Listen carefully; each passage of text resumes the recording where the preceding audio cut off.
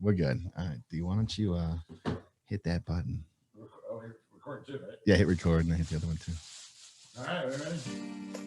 Your favorite amateur hacks are back for another season of the Sneaky Par Show. They're still shitty at golf and clueless in life, but having fun along the way. Over to you guys. 4.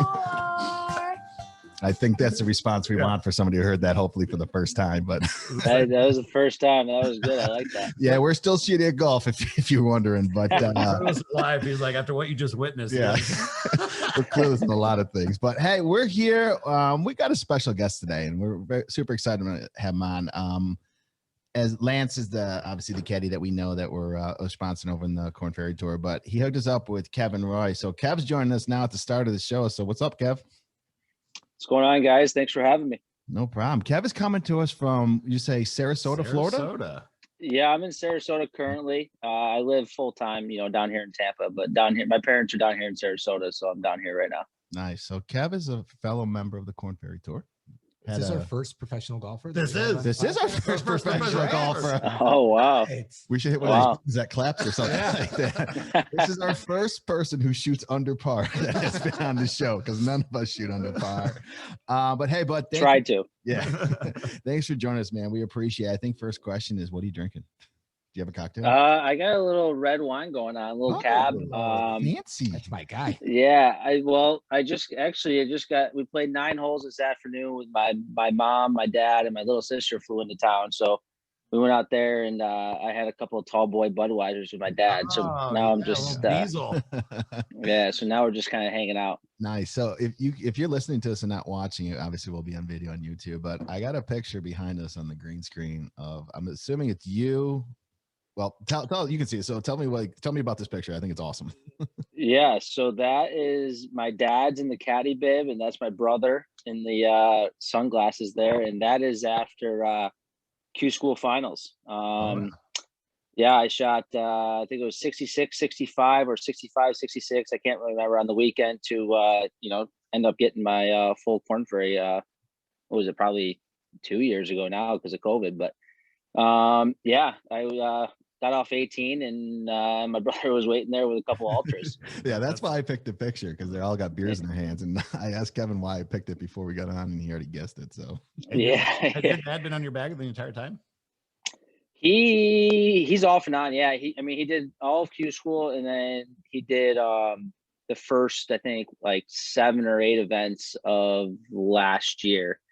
He did the Bahamas, and then he did up to Nebraska, and I'll quote him: he fired himself. That's great. Yeah. So I had a buddy from down here in Tampa that he's caddied a little bit at one of the good clubs here in Tampa, and I just needed someone quick because I was going to Portland the next morning, so I flew him out, and he's been with me ever since. Oh, nice. Is Q school as hard as everybody says it is? Yeah, Q school sucks. Yeah, it's not. Yeah, there's no fun about Q school at all. It is a absolute grind. It's hard, and my first time I did it right out of 2012, right out of college. I won my pre-qualifier. I was like, oh, this is nothing. This is a breeze. I got this. Yeah, and then didn't get through first stage. So I was like, okay. But yeah, it took me a while. I don't know how many times I've gone. I'd say maybe 5-ish. No, I was asking how important to you as a practice round? Will that help you shave a couple strokes off if you don't take one, or tell us the mentality that goes into hitting a practice round versus practice rounds? Yeah. Yeah, I'm not a huge practice round guy. I get kind of bored, to be honest with you. This last Tuesday, my partner's Curtis Thompson, and so that's a lot of fun.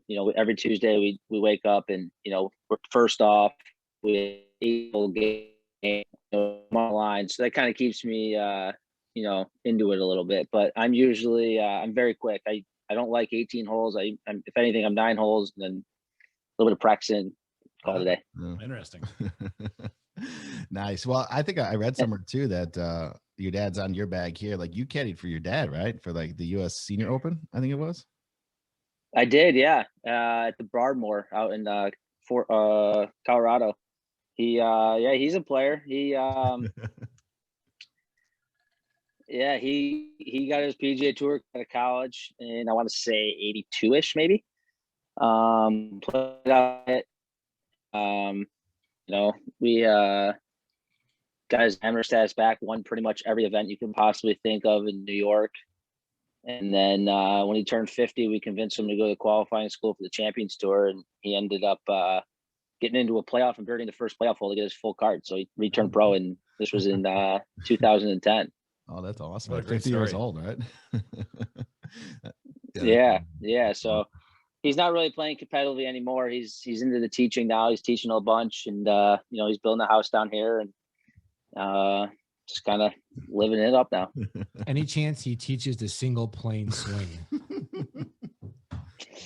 He can teach anything. You got to ask. I'm not big into the old golf swing thing. You got to ask him those kind of questions. Yeah, it sounds like Kevin's our type of guy to go play around with. Like like I don't hit the driving range or warm up before I go play around. I just kind of go out there cold and do it up and drink beers in the course. So I did a whole year in college. I didn't warm up before a college event. I just went right to the tee.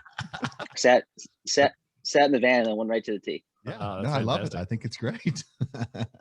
So after this round here, you're drinking a beer, but is your preferred beverage after a round like wine, like you're drinking now? Maybe Prosecco, or is it beer?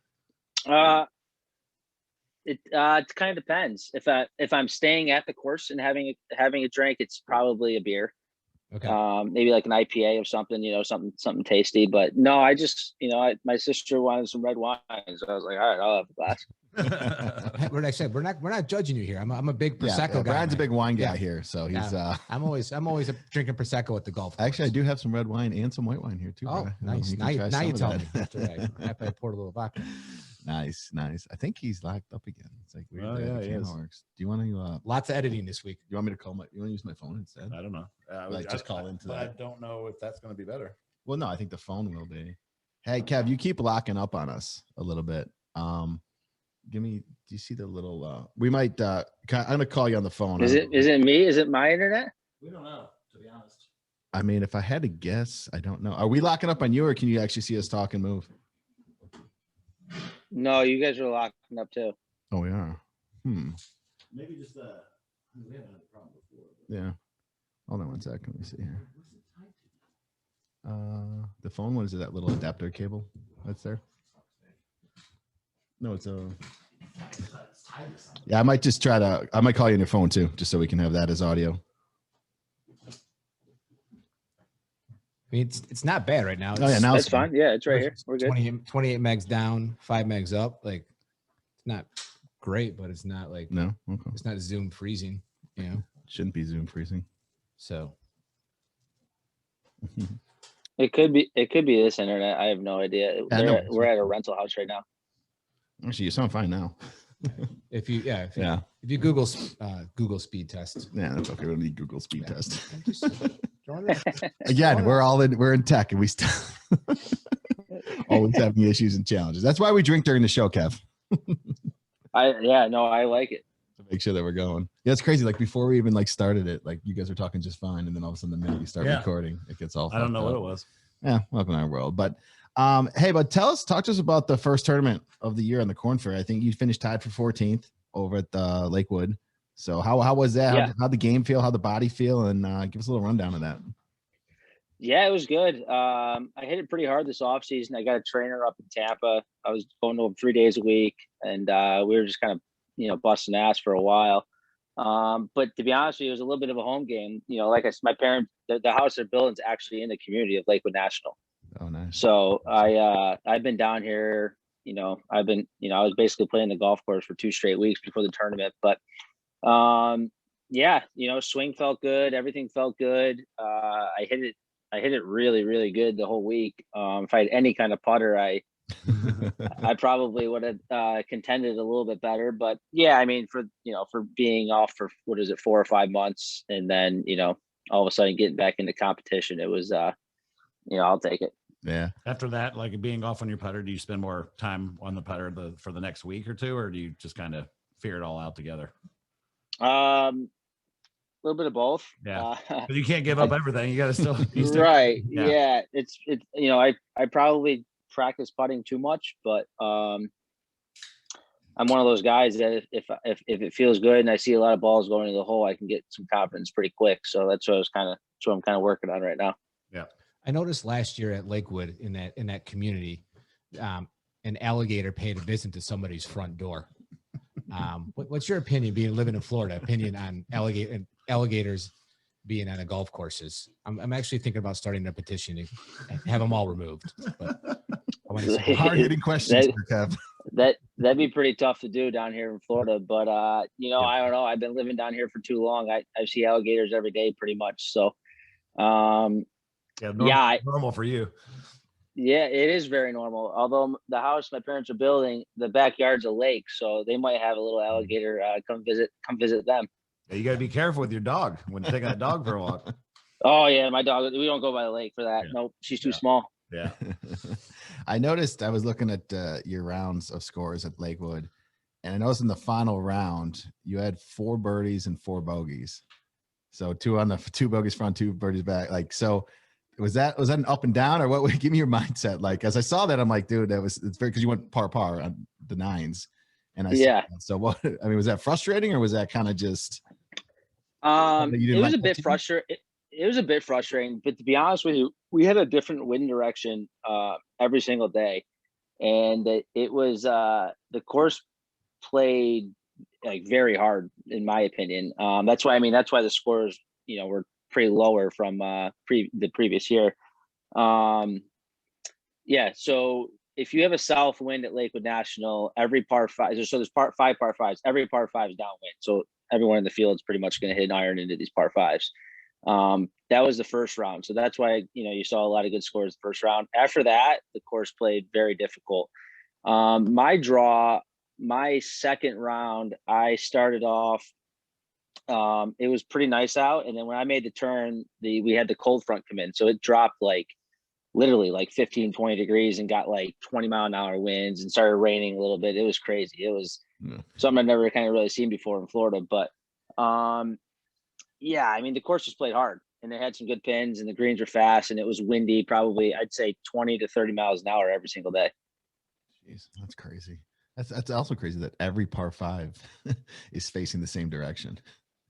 So it's just the layout. I mean, it's if it wasn't straight downwind, it was down off the left or down off the right. Every par 5 with a south wind at this golf course is very, very gettable. And then they also changed it's the 16th hole in the tournament, the 7th hole for the members, but they changed that from a par 5 to a par 4 and played it at 514, and 3 out of the 4 days it played into, off the left or the right. Yeah, jeez. So you have the shorter hitters are hitting driver 3 wood and maybe a hit shot, but it played hard for sure. And don't quote me on it, but I heard the tournament director wasn't very happy about the scores last year, so they tried to make it a little harder this year. Last year, most likely. Yeah, he was like, no, we're keeping it under 20. That's funny. The tour director. Yeah. Well, it's their course. It's their showcase. They want to show this is a tough course, and even the pros struggle. And we talked about this on a couple shows previous. Is do you want to watch an event where you guys are struggling, or where you guys are just murdering the course?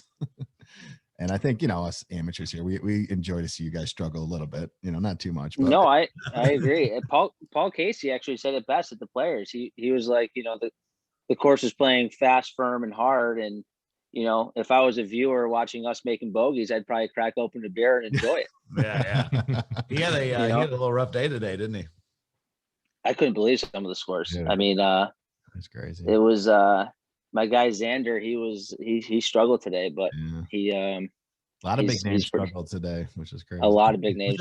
A lot of big names. Sergio was? Or last I looked was Sergio was at the top. But did you see that? Was his name Ben On took an 11 on 17? I don't know. I think that's his name. I forget what it is. But, so he didn't. So I think it was. I saw it last night. It was. I think it was Bob Tway has the highest at 12 on 17. I want to say. So he was right. I mean, Kevin Knott made an 8. Yeah. Oh, geez. Yeah. Ian Poulter put a funny thing out today when he had like him, Rory, Henrik, and I forgot the other guy. Terrell. I saw it. Tyrell had Yeah. 29 over. Yeah, he's like, so all of us combined is 29 over. So we kind of had a rough day on the course, and they're just laughing about it. That's all you can do, right? I mean, those guys are professional golfers and they had a bad day. But there was another one with the guy who took 11. They go tag a friend who would shoot an 11 on 17, and the guy who actually did it tagged himself, which is actually pretty funny. So he's joking about. That's pretty good. That's pretty good. That course is fun. Yeah, I've never played it. On my list. How many 11s have you guys shot? Oh shit, Jesus! Every round. Yeah, come on now. So I was looking at your stats, and I think this included Lakewood. That it said your average driving distance is 310. Isn't the PGA Tour average like 293? I'm pretty sure. Maybe you should have looked that up too. No, it was 290 10 years ago, and I'm pretty sure it's 293 now. The tour I average. doubt it was that 290 now. No, so it's now. here's the difference between that. All right, let's hear it. I'm pretty sure I'm pretty sure I haven't played the PGA Tour event, but I'm pretty sure on the PGA Tour they have some sort of a shot lengths person on most holes. That's kind of why you see all. Wow. They have 2 holes for us that they measure our longest drives. Oh, there's an interesting fact. Okay. Yeah. So at Lakewood this past year, it was 1, and it was on the back 9. Oh, 1 in I want to say 15, maybe 2 par 5s. But those, so that they have actually guys out there, doing like how long your drives were. And so 1's a par, or no, hang on, sorry, it was 10. 10's a par 5. It was swapped in the tournament. So 10 and 15 or something. But anyways, so they only do 2 holes that they have actual people out there measuring how long your drivers are going. Well, they're not going to be as accurate with just 2 holes measuring. No, so that's why I was like, I can't wait for the stats question, because I really personally don't know how accurate they actually are. I know they could be there, but it's just the fact they don't have a lot of stats on it. The numbers. They don't have a lot of stats. Yeah. So they call it a small sample set. Well, okay. There's our analytical guy. Well, So, it was crazy because when I saw the 310, and then I looked at where that ranked, it said it was like 43rd. I'm like, how is that even possible that you're averaging 310 and you're 43rd? I was like, something's got to be wrong. well, there are some bombers out there, to be honest with you, but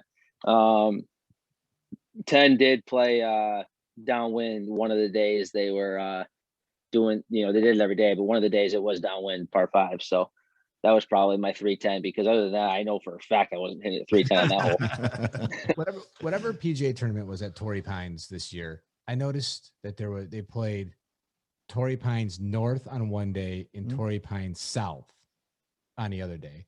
And then they played South in the final 2, right? Like, that was strange to me that they played 2 different courses. Does that happen on the Corn Ferry Tour at all? Or you play the same course all 4 days?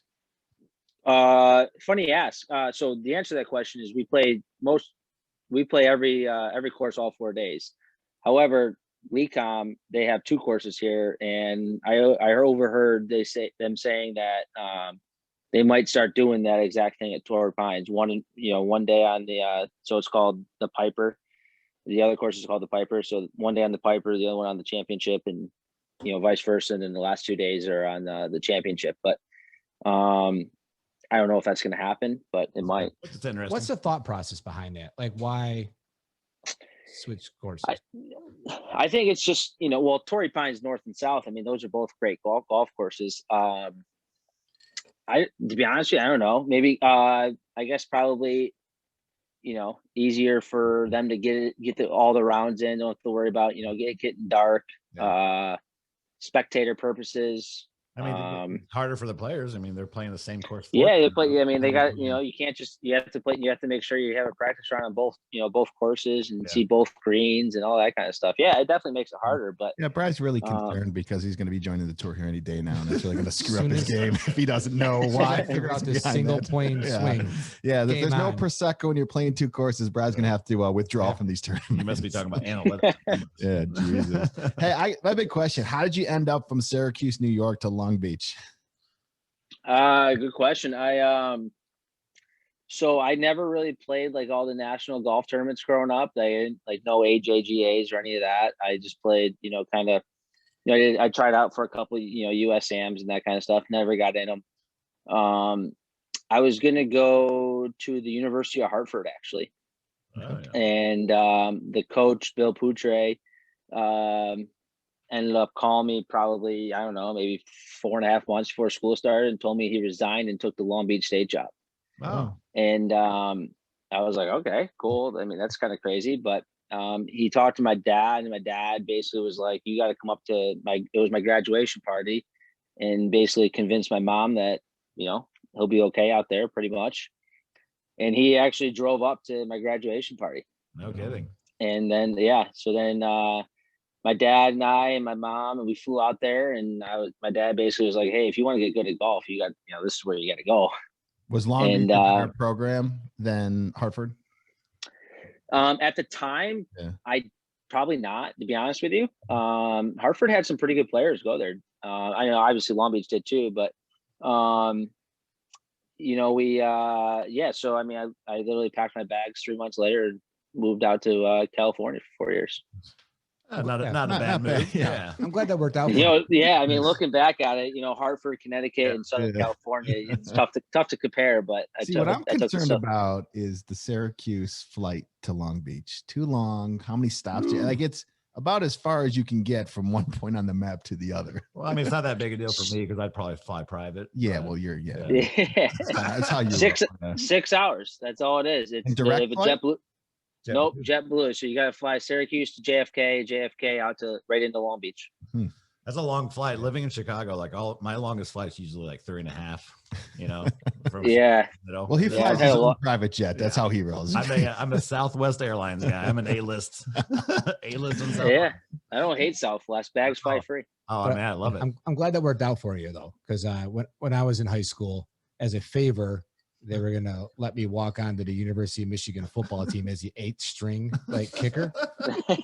And the special teams coach at the time, I'm serious, like a special teams coach at the time, TJ Wiest, said, hey, I'm going to be the wide receiver coach at Southern Illinois. Why don't you come down there with me? So instead of going to Michigan, I went to Southern Illinois. Good move. I'm glad it worked out for you. Did not work out. Yeah, well, thank you. How was Long Beach? I mean, where did you live when you were? Did you live in Long Beach, or did you live in like? So my first year I lived on campus with a couple other golfers. I lived in like this big old suite. So one half was some golfers, the other half was the baseball players. So that was pretty fun. And then we moved off campus. I lived, still with the golfers. And then my senior year, I kind of splurged a little bit and lived down on the beach. And there you go. And it was fun. But Long Beach was awesome. I still keep in touch with a lot of the my teammates and the coaches, Bill, who brought me out there. And not a lot of people know this, but I played a year with Xander. He went to Long Beach for a year and then transferred to San Diego State. I think I remember seeing something on that. I don't remember. Yeah. Golf Channel or something about Xander. I don't know what it was. Or you know what? I bet it was a Faraday show. I did notice when I was creeping on your things or your Instagram looking for this picture that Xander was liking a lot of your posts. So I was gonna. Yeah. He's one of my guys, man. We keep in contact. We had a coach. So I had 3 coaches at Long Beach. Bill Poutre. He was a year and a half. Then his family didn't really like it out there, so he moved back out to Boston. And then we had a coach by the name of Ryan Ressa. Big in the golf industry. He works for TaylorMade now. He was the one who got Xander to come. Ryan coached at the University of Washington, Duke. I think he was at UCLA for a little bit, like all over. And then, he was like maybe a half a year basically. And he got this offer from TaylorMade that, he really couldn't turn down. So he took that. And then we had Mickey Okoye come in. And Xander finished out his freshman year at Long Beach. And then, once Ressa left, he went to San Diego State. To give you an idea of how good Xander is, I've actually heard of him. There's a plus. Yeah, when we started this 6 months ago in September, Brian didn't know who Bryson DeChambeau was. He's like, "Who is that? Never heard of him." Now he's like his biggest fanboy. I do have some props for him after the last tournament, which we can talk about. Yeah, we will. Yeah. I didn't know who Tony Finau was either. Okay. Well. So since you're tight with he's the new Matt Kuchar. Since you're close to Xander, does he have any advice for you to keep, grinding away, or anything that he can tell you at his level compared to, you guys, or anything like that? Not really a ton. I don't really bug him that much, to be honest with you. He's too much of a superstar now, but we'll text here and there. It's either like good luck this, good luck that, keep playing well, that kind of stuff. But I don't, and I'm not gonna sit there and pick his brain. He's probably got enough on his plate already. Like, send him videos of your swing. Like, hey, what do I need to fix here? That's the other thing about it. Right. Every golfer in every league, at every handicap or whatever, every profession, I mean, they're all different. I mean, they handle, like you said, you didn't practice or whatever, and you made it. You're still doing well and playing on the Corn Ferry Tour, but everybody's different how they handle that. I always kind of wonder. There's just a lot of pressure. Yeah.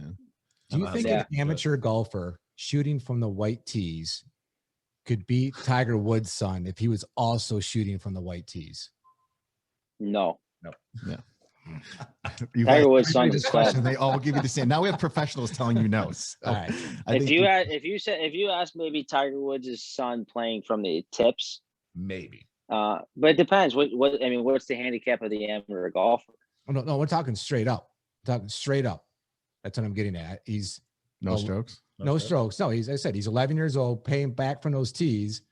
I think an amateur you said golfer, white. So you're saying whites or the tips? white tees? Those aren't the tips. No, I said white tees. He said tips. Okay. You're saying just white. Like the white tees, no strokes, straight up. Can an amateur beat Tiger Woods right now? His son. His son? No, Charlie Woods would.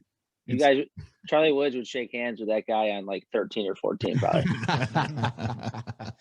All right. Yeah, I think your question's been answered. Well, I'm starting to believe everybody else because I watched a little bit of a documentary that's on Netflix. It was like 7-8 years ago called Short Game, and these kids are 7 years old, and there's like a 7-year-old like world golf they're amazing. Like they're really, really into it. Absolutely amazing at 7 years old. Oh yeah. I mean, I started playing when I was 21. Didn't work. but you never got into that stuff when you were a little kid, right? You said you never really played any of those tournaments. No, I never really got into like those national stuff. I played a bunch of, just kind of like local tournaments. I played in one IJGT down here at Saddlebrook, up down here, just outside Tampa. But no, never in AJGA or any of that kind of stuff. Syracuse had, there's if you, so my claim to fame is, there's two people in the history of that's ever won all three in the same summer, and it's me and my dad. Oh, no, that's cool. Yeah. And he's on a Sneaky Par show. Yeah. That's right. That's a cool little stat. I was sitting there thinking that you live in Tampa. I got to ask you, because my buddy's sitting here and he loves Burns Steakhouse. So what do you think about Burns? Oh yeah. Yeah. One of your tremendous. Not as yes. It's probably my favorite. It's just the experience at Burns is better than like their steaks obviously really good, but the experience at Burns is kind of what it's all about. Going to the wine room and going to the dessert room, and the wine. I think the wine cellar is like top 3, maybe top 5 biggest in the United States. Yeah. That's what I was saying. Tampa, you're drinking wine. Definitely, you're gonna like that. That whole experience. Yeah, cool. It's pretty cool. Work down in Tampa, so we've done a couple of work dinners there. But my buddy said for years, you have to go there. I'm like, okay, and I finally did it, and it was good. Yeah, it's not really bad. A lot of people, you think of Burns, and it's like, oh, I'm gonna go there and I'm gonna spend a bunch of money. But to be honest with you, if you don't do those and you just go there and you have a steak and a glass of wine, I mean, you're getting out of there under $80. It's not horrible. Yeah. So for what your friends have told you, how's Mons Venus hanging in there during COVID? Well, I mean, you wouldn't know, but what your friends told you? Is it hanging in there? Believe me, I've had a couple run-ins in Mons Venus. Never heard of it. I don't know. It's between there and Odyssey across the street. It's at Odyssey. I thought it was Dollhouse back. I think there's better ones. I don't know what you guys are talking about. Dollhouse. What do they say? Tampa's like the the capital of strip clubs in the United States or something like that, outside of Vegas. Yeah, it's crazy, like that Ybor City and stuff like that. I've been to Ybor. Yeah, that was. Ybor's fun. I was there last weekend. Oh, nice. Nice. What so I saw something too. Tell us about your first ace. It seems like a pretty cool story. First ace. Yeah. Well, how many of you had? You were I have 16. 5. You were 16 when you had it, and you weren't using your Yeah. cup. Nope. I was using my buddy's pitching wedge at my home course at Bellevue upstate Syracuse. And I was just like, hey man, like your clubs look awesome. Let me hit this real quick. And it's like it's a little rinky dinky par 3. I mean, there's like 100 tees that you can play from, but we were playing, it was like maybe like 115 yards, but the green is like, you have the back tier, you got a huge like bowl, and then you have like the front tier. This pin was in the bowl. So yeah. my first hole in one was pretty much like a gimme, basically. As long as you get it in the bowl, it pretty much goes in.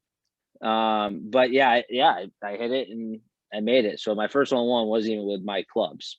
That's great. Did you go out? However, what's that? Did you go out and buy those clubs right after? No, I gave it back to him and said I want them. Never want to hit this again. Yeah. But my second hole in one was on the same hole, but with my club and a different pin. Oh wow! Oh, wow. Like how many years apart or that season? That was actually not that far. I think that was maybe like a year or so. And then I had one in college. That was actually a 5-iron. That was the only one I've seen go in. And then I had my most recent was here in Tampa. It was actually a 4-iron, but never saw it go in. So Oh, wow.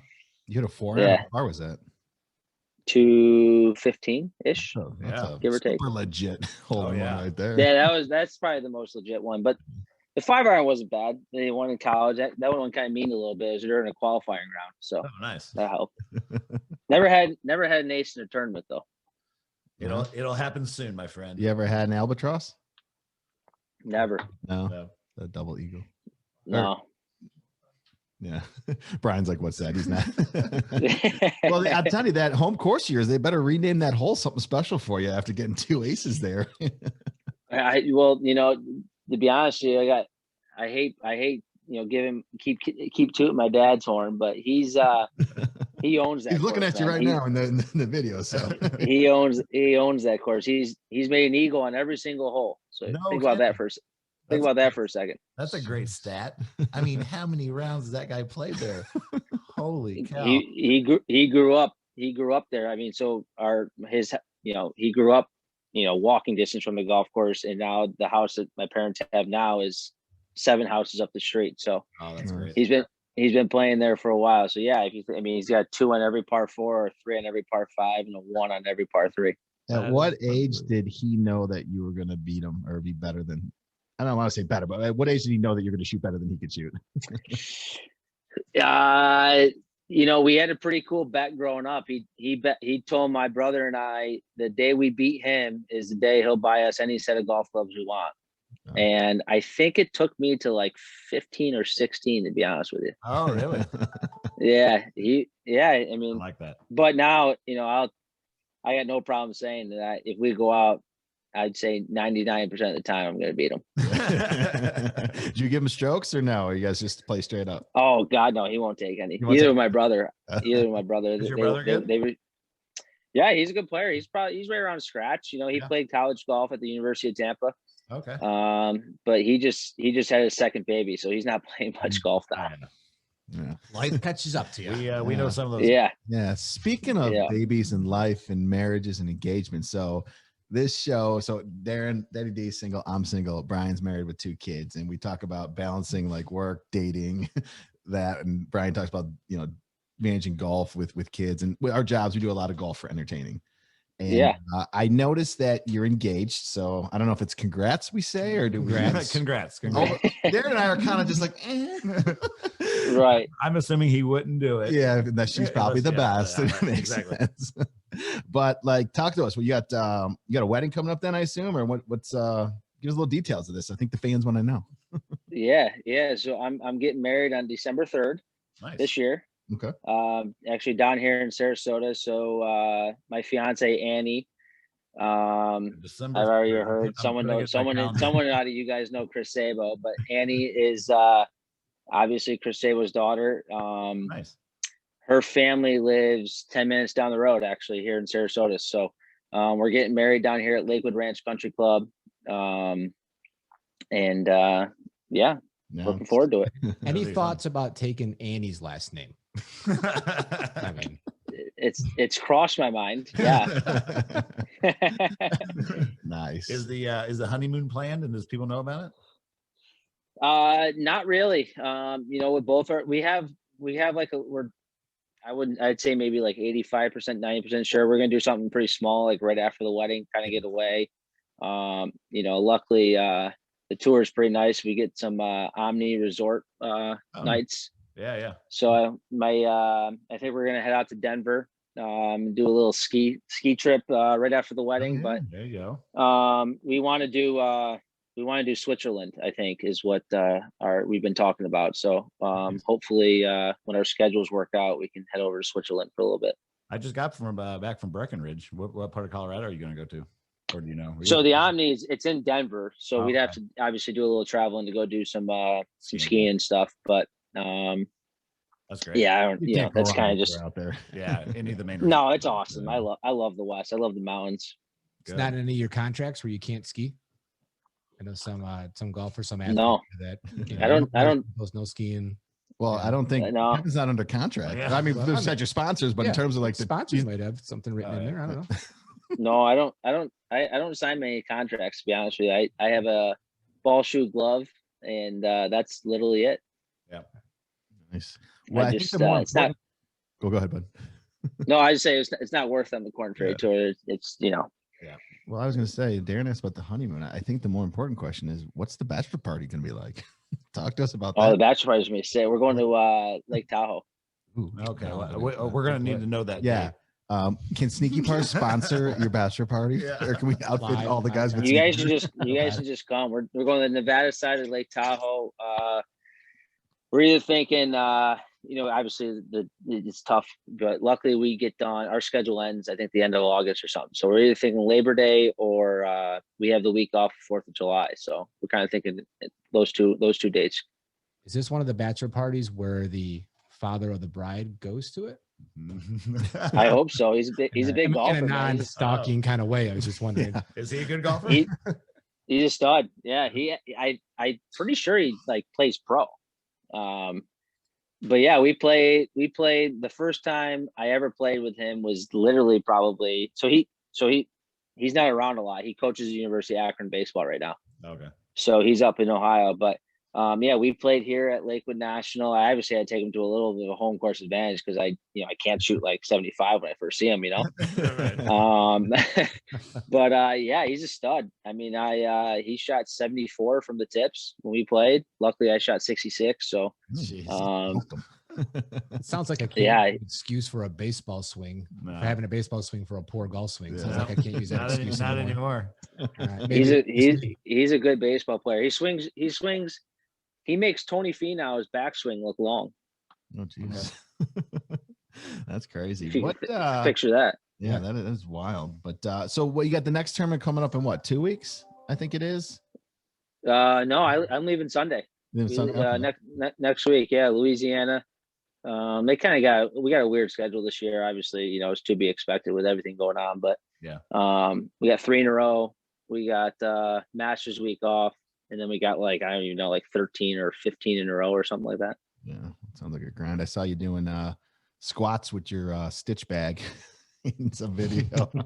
Yeah, well, I had COVID, so I had to do something. Oh, geez. Yeah, well, I guess that's my new contract. I signed a little contract with Stitch, but so I had to make them happy a little bit. But yeah, it was pretty funny. If you look at all the comments, my caddies DMing Stitch, we're like, hey, we need a new bag. This thing's COVID ridden. We gotta get rid of this thing. Well, we're gonna get you some Sneaky Par gear just for the hell of it, man. I should have sent it to you before this, but we'll send you a bunch of cool stuff. I don't know if you've. I'll wear your guys' hat. Like I said, I got a ball, shoe, glove deal, so I can wear any hat I want. I wear Titleist just because they give them to me, but I'll wear y'all's hat, no problem. You mentioned you've been kind of working out, stuff like that. So what's the golf workout compared to a normal, we'll go to the workout. Well, when we do work out, Darren will crush it on the Peloton. Marty will fight camp where I box in my basement. Marty will box downstairs. I'll and then I crush 10 beers. I'll do some push-ups in a treadmill. Like what's the is it core? Is it like just normal, shoulder. It's like yeah, that. it's a little different. I sat down with the guy I work out with, and I just told him, I was like, listen, like, I'm not trying to be like Bryson, which no disrespect to Bryson. Obviously what he's done is pretty incredible. But I just told him, I was like, I think I hit it plenty far enough. But yeah, so to answer your question, it's a lot of mobility and flexibility stuff. And we throw some strength in there. So I mean, no benching and that kind of stuff. Conditioning, but it's a lot of like, anything you do to prevent injury, basically. Yeah. So a ton of stretching, a ton of mobility stuff. We use these, it's called stick mobilities. Very cool stuff. And yeah, I mean, the guy literally is trained specifically for golf. So it's yeah, a lot of legs and core and stretching, basically. Yeah, they opened one in Chicago, like a golf only, like or golf focused gym fitness center. Oh. But they were like wanting like $300 a month and pay for like private lessons. It got ridiculous. And I'm just does that include private lessons at $300? No, that was just to be able to pay for it. And I get it. Right? You're right. It's a lot of like, I can't touch my toes. So I'm trying to get more flexible in my hamstrings and all that. And then I go to the course, like Darren said, we don't warm up. We don't stretch. We get to the halfway house after the 1/3 house after hole 4. We're crushing 4 minutes. It turns into a disaster. I can't even touch my knees. So for the amateur golfer like us that really isn't gonna go to a golf only stretching place and everything, would you say like if you just did yoga a few times a week, like that would help, like a core yoga or something like that? Like, yeah, I would suggest that for sure. Yeah. Okay. Absolutely. Yoga would help a lot. I mean, you don't have, yeah, if you're flexible and you have some sort of mobility and you can hit the golf ball, I mean, you don't need to be benching and doing those kind of crazy weights and stuff.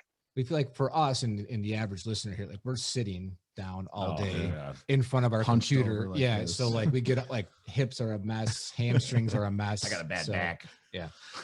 Yeah, we're old. We're in our 40s. So you're the young one over here. I'm getting there, man. I'm turning 31 next week. So you're such a young cat. To be 31.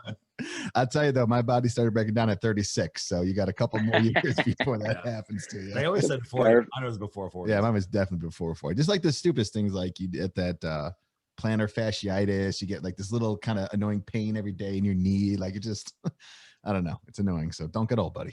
I'm trying not, man. I'm trying to delay it as much as I can. So do you think you're going to get, so top 25 make it to the tour or get their cards for next year? You got a good shot at it. It seems like you're playing well. Top 14 first event. What's your take on that? Yeah, I'm excited, man. I kind of like the position I'm at. I can kind of just play some fearless golf. I mean, I really have nothing to lose. It's like obviously you guys know it's been a crazy year, this wraparound season. Like I don't even know. I mean, the reshuffles, I don't even know anything about that. I actually texted Barnes or Lance's player the other day. I was like, because like this upcoming week we're like only 12 and 13 in, and I'm like, dude, how is that possible? Like we're like 50th on the points list, But yeah, I'm excited. I got no plans on taking any weeks off, unless probably the only way I take a week off is maybe if I get a W. But yeah, plan on playing every week and chasing it, man. How much does the W help you? I mean, I know it kind of gives you, not like you step your foot off the gas and not keep grinding, but you get that W. How many of those top 25 that make the tour actually have a W on the Corn Ferry Tour, the web.com, whatever before that actually make it? So you get a W, your chances are very, very high to make it. Yeah, I think I'm in the position that if I was to get a W, like say next week, I would like it's 500 points. So like I'm mid 500s now. So like I'd be in the top 20. I'd be in the top 15 probably now that I think of it.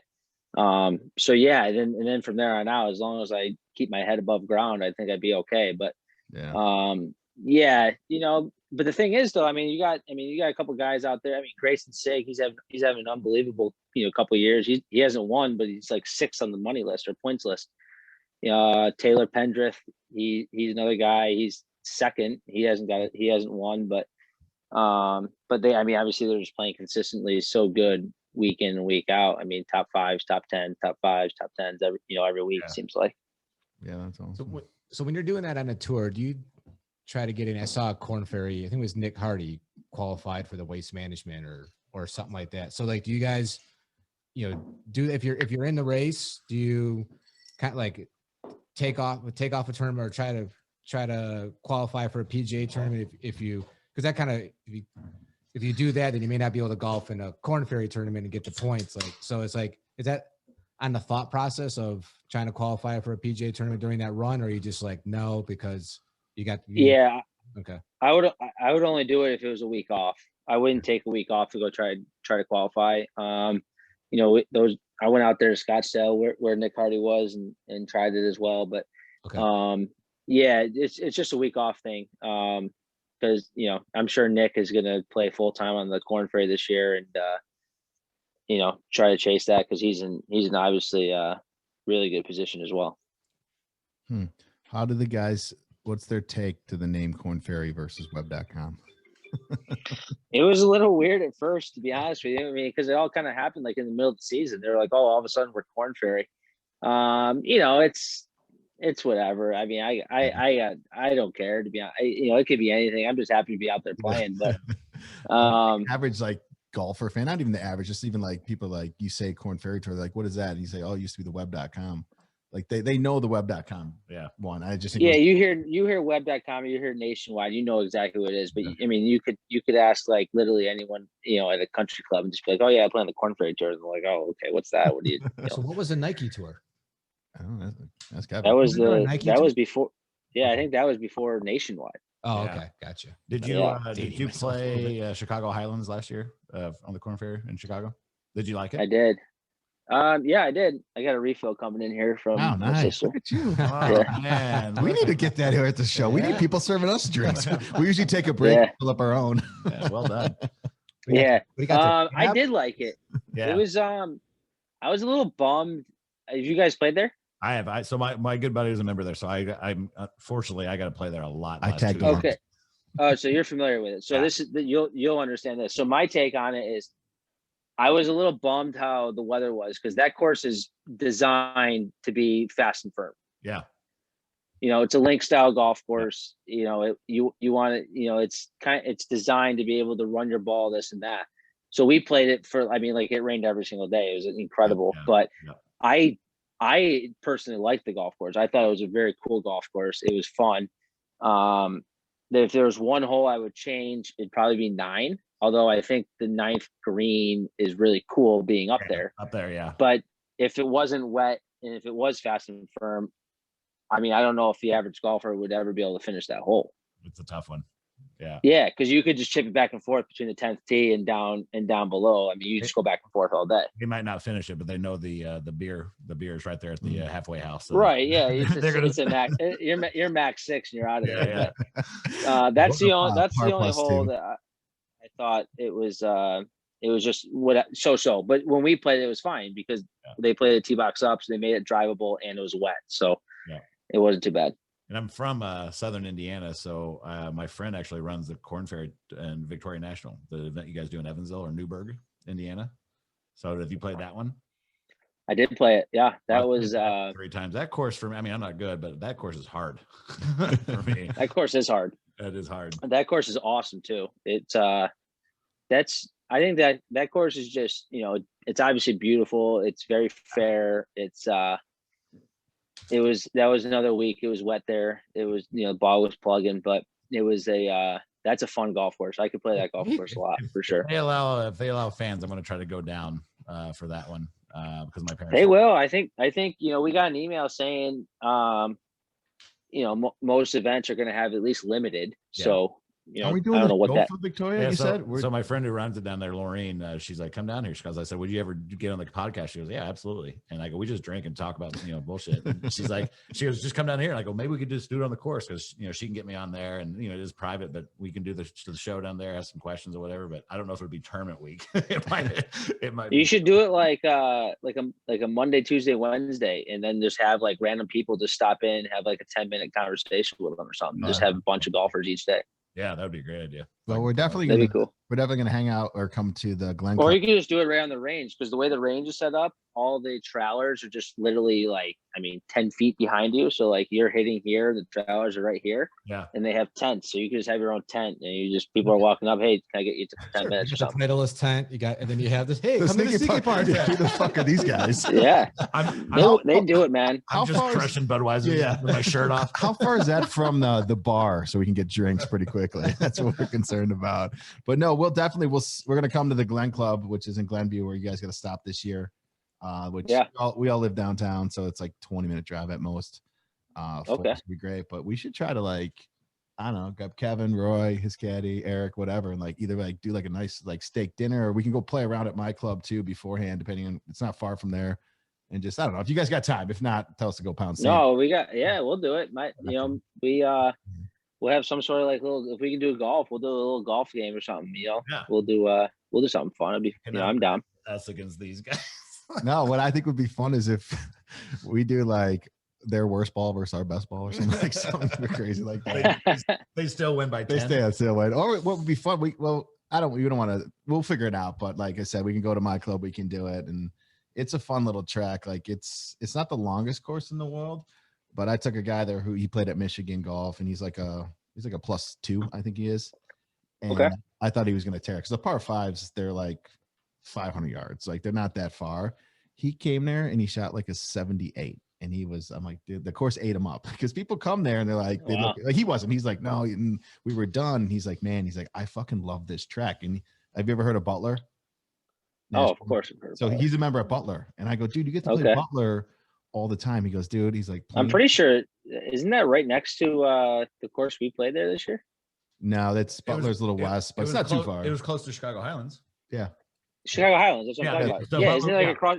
Yeah, it's Across the street, isn't it? Yeah. Right. Yeah. That's what. Yeah, that's what. Yeah. Because I was playing a practice round, and one of the guys I was playing with, I don't even remember. I think he might have been a Monday qualifier or something. But his caddy was like, "Oh yeah, we're caddying, and I'm going over to Butler to caddy or something." Oh yeah. It's a great, I've never played it, It's but so much fun. It's hard to get on. Yeah. No, Yeah. I mean, if you guys really wanted to get on there, we could probably make it happen, but it's him saying that he has to play, because he has to play the tips every time he plays it. And he goes, it's just a mental grind to always be playing Butler every day week. So it's nice for him to come to a different little track and play there. So Yeah. I think it'd be fun to get everybody out there. And I've actually don't think I've ever played with somebody who's shot under par. Oh, it's tough. So I think it'd be fun. I'm down. I'm Yeah. down. Well, we can make it happen. I'm not sure where we're coming from before Chicago, but I usually try to get in either Sunday night or Monday morning. So usually we can you make it guys happen. typically stay downtown, or do you guys stay up more by the course, or what's? To be honest with you, I don't even know where the course is in relation to downtown. I'm a Marriott guy, so I try to stay at Marriott's. Same. We and Marty have bedrooms, so don't spend money on hotels. If you guys, the thing, if you stay at my house, there's an open bedroom downstairs, but I just don't know what we're going to do. And if you're going to make your tea time. Yeah.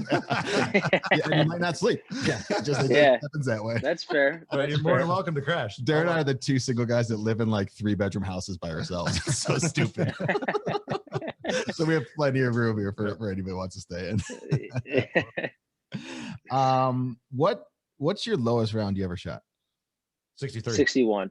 Oh, 61. Okay. Were you sniffing 59 or No, it was 61 with a bogey. So it was a crazy. It was in a tournament. It was a West Florida Golf Tour event, a little mini tour event here in town, and it was just kind of I kind of blacked out a little bit. One of those days. That's awesome. What's your favorite course you've ever played? Good question. Off the top of my head, I'll give you I'll try to name 3. Bethpage Black. Oh yeah. Pumpkin Ridge. Where's that? Out in Portland. Oh, okay. Just outside Portland. That's usually where our last tournament of the year is before they hand out the cards, but they changed it this year for some reason. I don't know oh man, that's a good question. It's always a tough one. Calusa Pines. Oh, I played Calusa. You play Calusa? Yeah, that was a good one. That place is awesome. Yeah, that was a great course. What's that Yeah, hot one in Tampa right now with the red and the blue course? Stream Song? Stream Song. Oh, Stream Song. Yeah, I've played red and blue. I haven't played the black yet. My brother's played the black.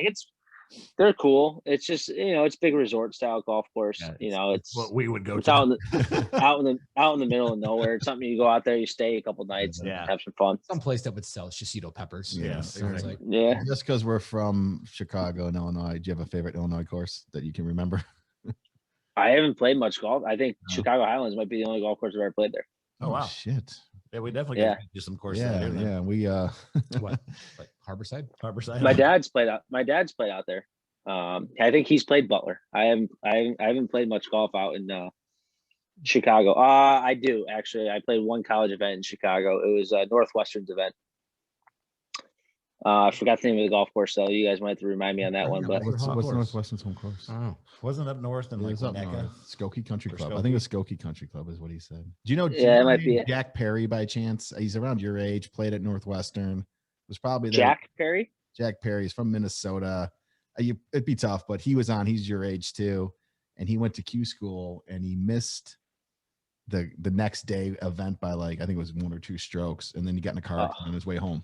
Yeah. From Q school and never. No way. Yeah, and then never recovered. So we had him on. He's a friend of a girl that we work with, and we were like, dude, where would you think you'd be right now if you didn't have that? He's like, I'd be on tour. Which whatever. They all say that, but he played at Northwestern. Yeah. Their best golfer there is junior year, so that's a legit school. So I didn't know that you guys are close in age, so I didn't know if that meant anything. Yeah, no, never heard of him. But that's I'm glad he's still kicking. That's He's still playing too. He's just playing a lot of regional stuff and city events.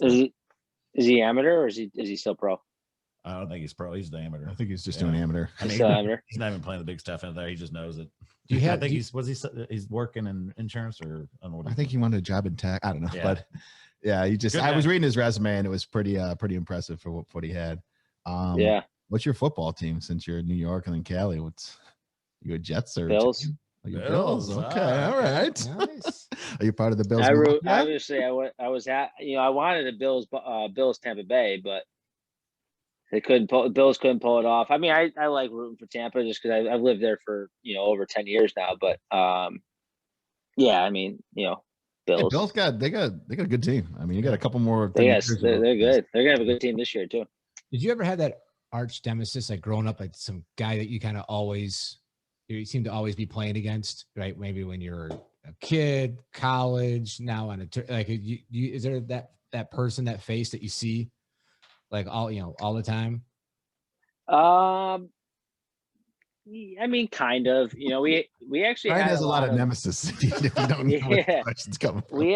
There's a lot of really good upstate New York golfers out there playing that, and previously have played too. During when I was growing up playing, I had the Don Bizzelli, great golfer out of Rochester, Pittsburgh. He's back and forth between the PGA Tour and the Korn Ferry Tour now. He's a little younger than me, but Gavin Hall, he was a stud growing up. Played in the Turning Stone event at like age 15 or something back when they had the Turning Stone event. But you had Jeff Schlumans from upstate New York, Joey Sindelar, Joey's kid. He tried to play a little bit. You got my buddy Matt Campbell. He's from just outside Syracuse. He's got Korn Ferry Tour status. Schluman's nephew's got Korn Ferry Tour status. So yeah, you got a big group from upstate New York. There's a lot. Michael Miller, he's a stud. He's played a couple tour events. He's on Korn Ferry. He's kind of more downstate, but he's a New Yorker. But if you think about Syracuse, New York, I mean, what do you got? Good 4 months golf a year? That's if you're lucky. Yeah. So like it's kind of crazy how many golfers that that are on Korn Ferry PGA Tour from Syracuse and New York at only 4 months a year compared to obviously California, Florida, guys. Right. Yeah. One of our sayings is like if you get shit weather, like that's we're loving that because we play in a lot of shit weather. Rain, sleet, wind, snow. You name it. We play in it. But yeah, I mean, I would say, anytime, April-ish, Masters, you're on Masters is, when it kind of starts getting pretty nice, and you can play till, if you're lucky, late October. Right. Well, you don't have to worry about that now that you're in Florida. That's right. Yeah, I don't get up Instagram. there. I don't get up there much anymore, to be honest. Smart. Nice. All right, last question, and we'll let you go to enjoy more of your wine. Talk to us about this ball marker that you've been using forever. You still use it? 1964, man. Yeah. You still got it? Oh yeah, it's Yeah. right over there in my bag. It's it's bright and shiny. I can't believe how shiny it is. It's it's just one of those things. I found it. I got a couple spares. They're not the 64s, but it's always a 60 something, a quarter. I always, I carry a like a dime or a penny just in case if I'm close to the hole and I'm in someone's line or something. But it's a 1964 99% of the time, and if it's not, it's a 60 something for sure. Interesting. What happens if your caddy loses that quarter? It won't be his caddy. It's him. Caddy doesn't touch that quarter. Yeah, it's like, your wife doesn't, or your fiance doesn't touch that. Nobody touches it. Nope, they don't. I got my pockets in my bag. He has his own pocket. He stays, he can do whatever he wants in his pocket. My pocket is the quarters. So you and then take, obviously- when you mark your ball, you take the quarter, you put it back in your bag, and then go to the next hole? pocket. No, I think he's talking about your bag pocket, When right? he's not playing. No, my bag, like after the rounds. Oh, I was just, that's what I'm saying. I think you carried it in your actual pants pocket during the rounds. And then, okay. Yeah. When he said Yeah. pocket, I thought he was like putting it back in the bag No. after every hole. But if I- very but shy if I- question. Yeah, but I'm to the point, like if I get changed somewhere and I and it's quarter, I look. Yeah. And if it's a 60, I keep it. Obviously, if not, I just put it in the jar or something. But There's no relevance behind that, just because of the fact. no, it's just obviously we want to shoot in the 60s. I've been doing it for a while now. So Gotcha. yeah.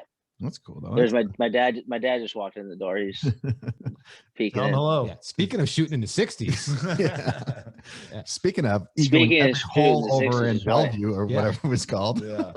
that is one of the most fascinating stats I've ever heard. Eagling. He's got the course record there too. He might as well, right? So how many par threes are in that course? 3, 7, 4. 4. So he aced every one of those. Yeah, I was with him when he needed to ace the 7th hole. That was the only hole he couldn't ace. It's like a downhill, like it's a good par 3. It's only probably a I mean, depending on the pin, either a wedge or at most an 8-iron, depending on the wind. Yeah. And we had a good day. It was like a Saturday. We were out there all playing. We boozing and having some fun. We were like, oh dude, we gotta go do an emergency 9. We probably had like 8 people or something, and he he's all cocky after however many beers he's got in him, and we're walking off the 6th green. He knows it. He knows this is the only hole he has to do it. Yeah, so it's in his head already that he's yeah. 17 is already, And he's walking off the green. He's just like, fuck it, I'm gonna make this right now. Like this is going in the hole. And he literally walked up there and he made it. Oh my geez. God, what a great story. especially when it's on an emergency 9 after a bunch of beers. Yeah. Oh yeah, That's a it was the sneaky best. car moment There right was a ton of people out. We had like I said, we had like 8 to 10 people playing, and it's not too far from the clubhouse, and the guys at the clubhouse heard us. They're like, oh yeah, we knew you guys made it. One of you guys made it. But the best, he hits it, and it's a front left pin. It lands just front, and he's holding up his club as it rolls to the hole. It fucking goes right in the hole. I was like, you gotta be. It was incredible. Yeah, that's awesome. Called it. There can't be Called too it. many people that have done that ever, anywhere at any course. I would bet there's not. I mean, to make a 2 on every part, yeah, I would bet there's not. It's pretty incredible. It's it's not it's not the longest golf course. I mean, you have a lot of wedges in your hand, but it's up in upstate, so you have a lot of elevation and stuff. So you have shots you can't really see land on the greens. Yeah. But he has been playing there for fucking what? I think we know 60 years. He's got an advantage. I like it. Still throwing shots. Like, Yeah. look how many times you played that course. Yeah, he's like, that's not that big of a deal. Oh yeah, always shots. There's always night. always trash talking between me, my brother, and him, man. Oh, that's great though. That's a great little bond. So, well, all right. Well, we'll let you go, Kev. We appreciate it, man. That was a good, man, good stuff, dude. We want to enjoy your family and your dad and your fiance, and hopefully drink more wine. Brian was wondering, is that a cab or what? It's a cab. He said a cab earlier. It's a cab. Okay. Brian was very concerned about that. So. Tell It's Andy a cab. Yeah, it's a tell cab. Andy not I to mean, I worry. can answer a couple Chris Sabo questions if you have them. I heard you I have was them. gonna say, like, He's the I only was one gonna who's say, got like, tell Andy not to worry. What's She doesn't that? need to file. Andy doesn't need to file a restraining order against me. Like, she's perfectly safe. It's fine. Right. No, she's the best, man. She's about as chill as it gets. She's a fun girl. That's awesome. But so I mean, he played on one of the best Michigan baseball teams, of all time. Maybe aside from the team that went to the College World Series, a couple years ago. Any aspirations, for him? Like, does he want to get back to Michigan and coach on that staff someday? I don't think so. I haven't, I know they have ties to Ohio. I mean, they grew up in Cincinnati.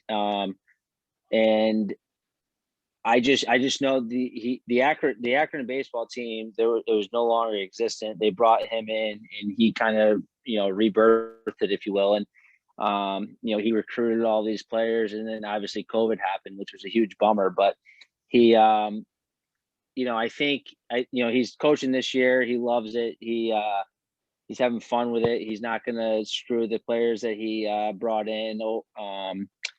But I think he really enjoys Florida, and he really enjoys golf. And so I think I'd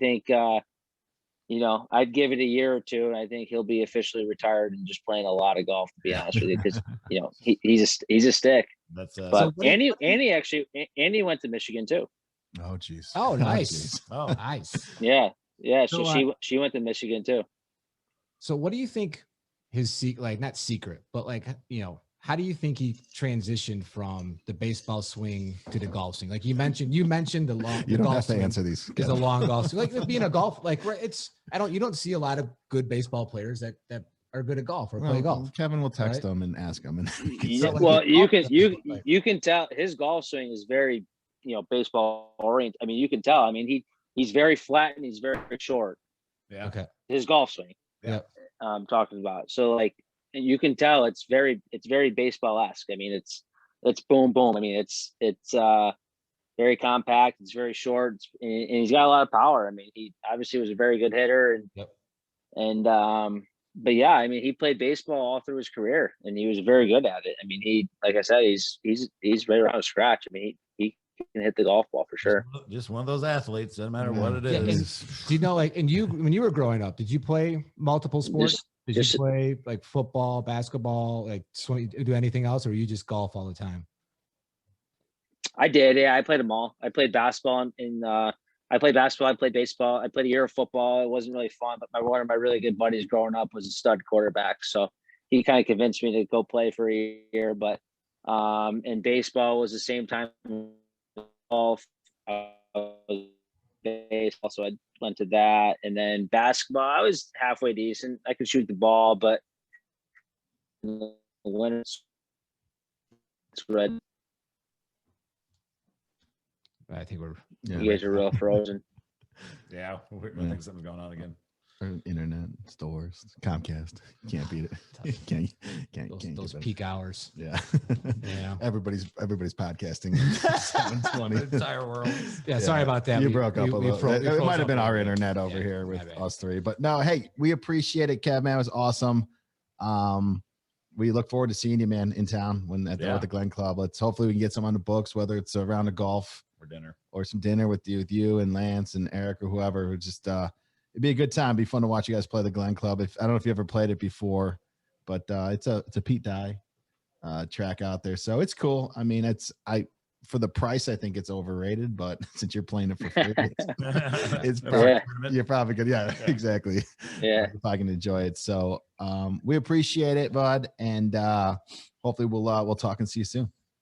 Yeah, I appreciate it, guys. Thanks for having me on, and let's definitely link up. You guys got my number, and I'll let you know when I'm getting into town. And worst case scenario, we'll grab a drink or grab some food or do something. Yeah, All right. We know enough people in Chicago. We can get something fun done. I do have one more last question. Since your dad's there, Oh, geez. if he does, you can ask him if he does know how to teach the single plane swing and he has like online lessons or something like that. Let me know. I'm looking to.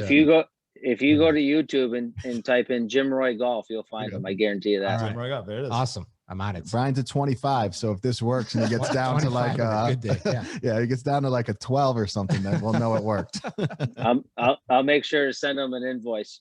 Yeah. We'll do a pre video of Brian to keep, and then a year from now we'll send another one to single plane. With a check. Perfect. Cool, guys. Thank you, man. I appreciate it. Thanks, We'll see you guys soon, and let's link up in Chicago. Awesome. All right, buddy. Thanks, Take man. care. Appreciate it. All right, have a good one. See you guys. You too, bud. Thanks.